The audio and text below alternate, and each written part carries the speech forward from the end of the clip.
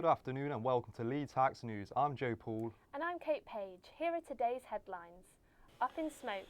The government's proposed ban on disposable vapes may not be the solution they think it is. And lighting up the city, Leeds families enjoy the 20th edition of the city's famous Light Night. But first, tomorrow is a budget day when Leeds MP Rachel Reeves will announce the big financial changes and the future agenda of the government. We can now join our reporter Sophie Nicholson, who is at Leeds General Infirmary. Sophie, what do we know about the budget ahead of tomorrow's announcement? So, as you can imagine, speculations are I'm outside the infirmary. So, the NHS was funding of the 40,000 a week. So, this will be the waiting list that we have. So, we can assume that this will groundbreaking tomorrow. And how are the government going to pay for all this, Sophie? So, promised that they wouldn't increase national insurance or pass. So, the 40,000 appointments per week funded by a significant capital investment. In a speech yesterday, the Prime Minister said that tax rise on the rise will drive long-term growth. So, hopefully, this plan will come to life tomorrow, and we can see the NHS offering the care that patients deserve. And what else do we think is going to come out of the budget? So, in the same day, the Prime Minister said that the budget tomorrow, so the pledge of £40 million funding services, so that people will get back to work who are lost on health support. The second in the budget tomorrow, £2 budget cap. This will be increased to £3 at the end of 2025. The budget's contents will be highlighted on tomorrow. Thank you very much. That was our reporter Sophie Nicholson, live from Leeds General Infirmary. The government have announced a ban of disposable vapes, set to come into force next summer. But some believe the government isn't doing enough to stop illegal vaping, and companies will find their ways to keep their sales high. Joseph Jacklin reports. The disposable vape ban is planned to begin on the 1st of June 2025. The government has said the ban was a step toward ending the nation's throwaway culture. Shops will have till the summer to sell all disposable stock, but some aren't convinced the ban will work. It's not going to work most out of 10 with a lot of the companies where they're going right now. Because a lot of them are heading more towards like reusable batteries instead of just single use. So it's less throwaway and more keep your stuff to then use on your next device.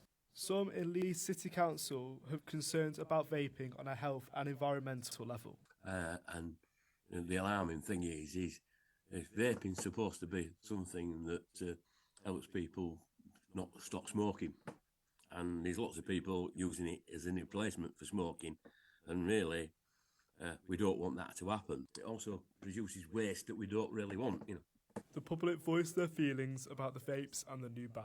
But I hope it does work, because I think if it was my child, I wouldn't want them, trying it. Well, I just think there should be an outright ban straight away. I don't know how it passes government tests. I think it's got to be a good thing, really. I'm fed up with seeing vapes just thrown, discarded everywhere. It seems there may still be a long way to go before disposable vapes are totally banned. With homelessness on the rise and the winter months approaching, concerns for rough sleepers increases. Headingley Stadium often puts the Big Sleep event to raise awareness for homelessness. This year, 3 Leeds-based charities have teamed up to support the event. Safi Carroll braved the cold for this one.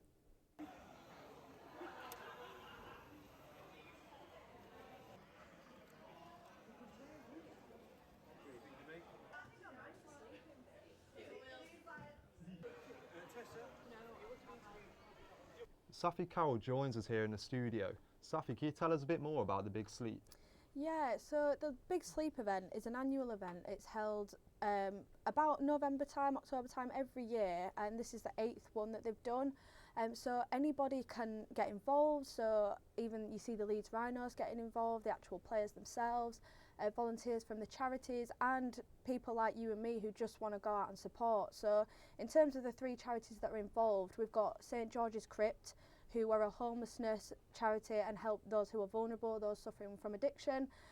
We've got St Gemma's Hospice, so they're an independent charity and world leader in palliative research.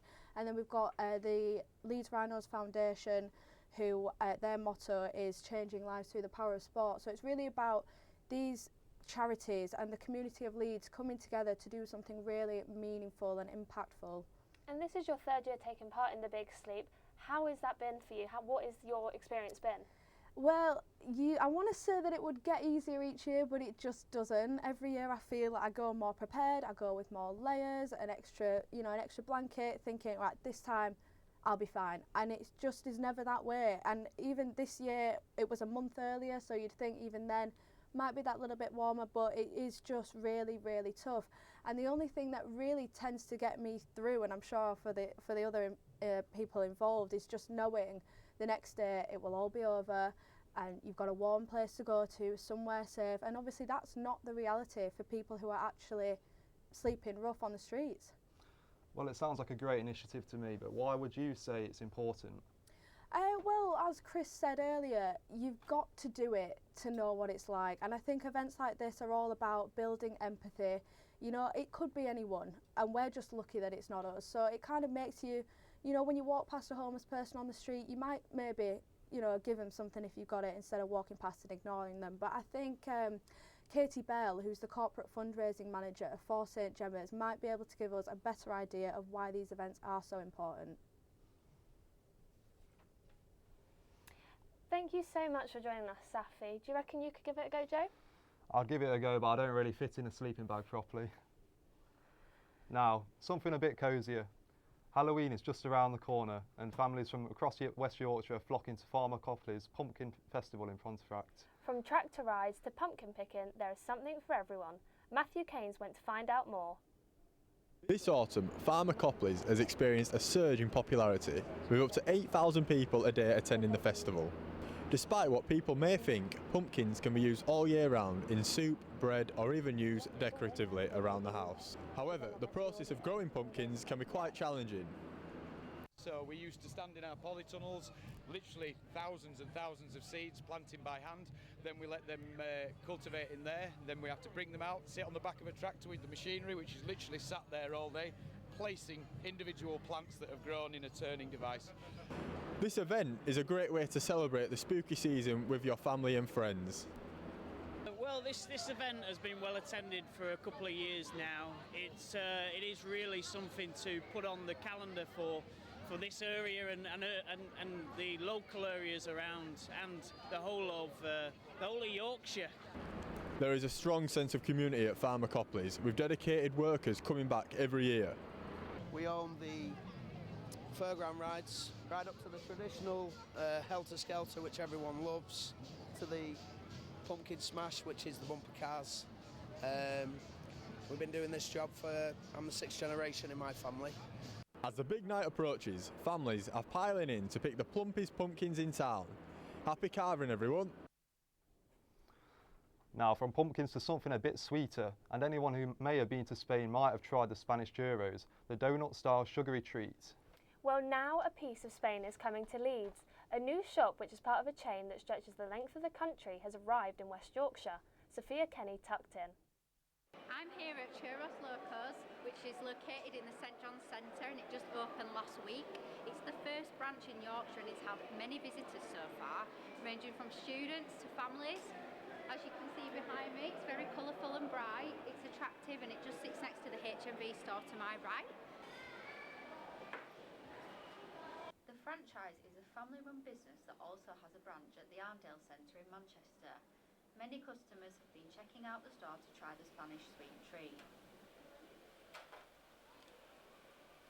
When we started, the first weekend we did a weekend offer discounts. First 25 people got free churros, the next 25 got 50% off. Then we did a lucky dip for everybody else with loyalty cards with 20%, 10% off. So where does the churros craze come from?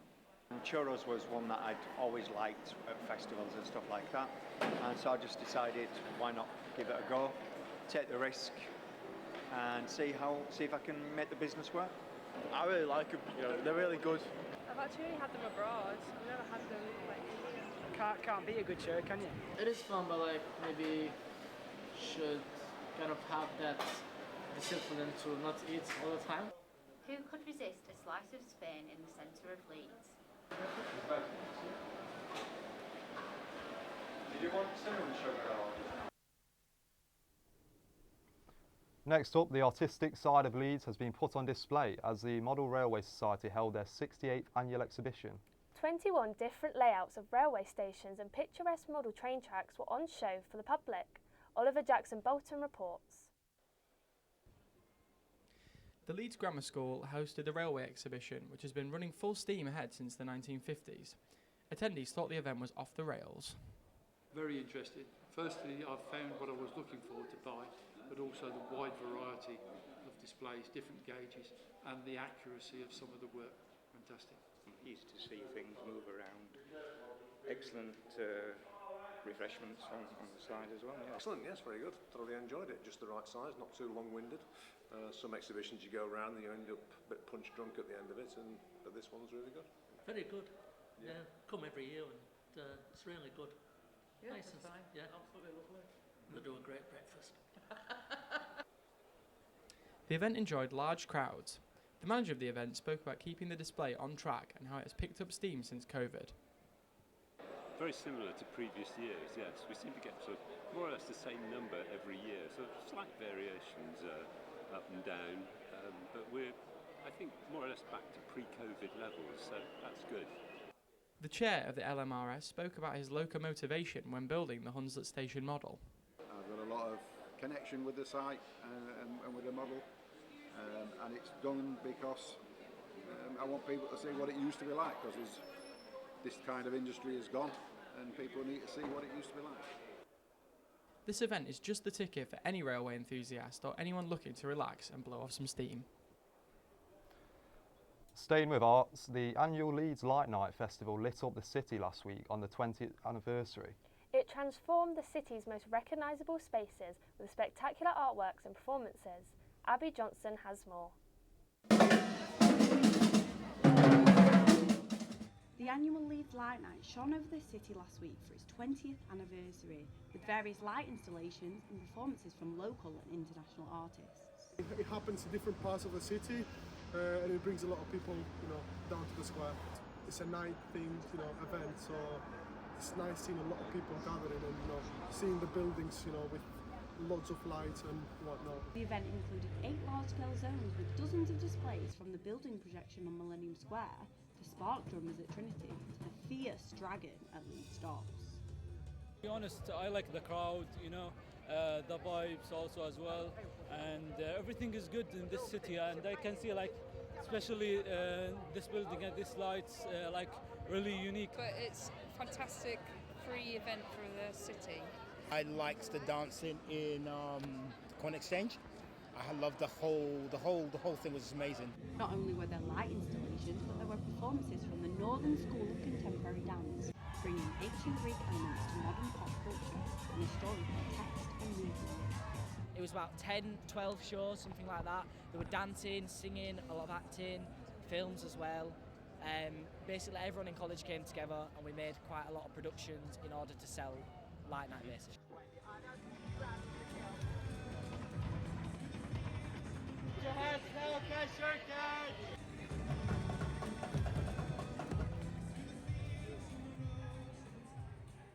That's 20 years now gone. Here's to the next 20.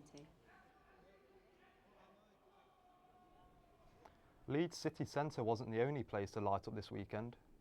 Yes, the Hodgson's family lit up their Crossgate home for their annual Halloween light display. Daisy Short went along.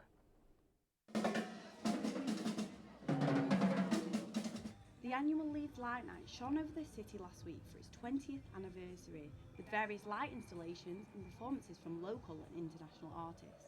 It happens in different parts of the city, and it brings a lot of people,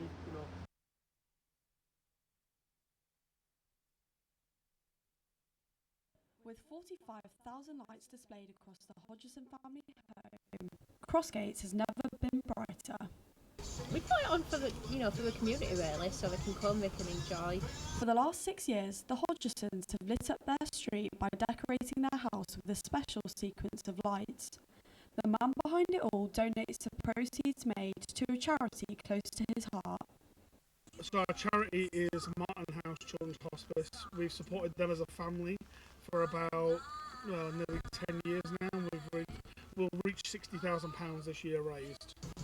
It's a charity that we've been involved with for a number of years, but it's free to enter, and yeah, we just like people coming and like to see smiles on kids' faces. This is something for all of the family to come and take a look at and enjoy, with many stopping by each year as a light show grows. Well, just enjoy the enjoyment, coming to look at the lights.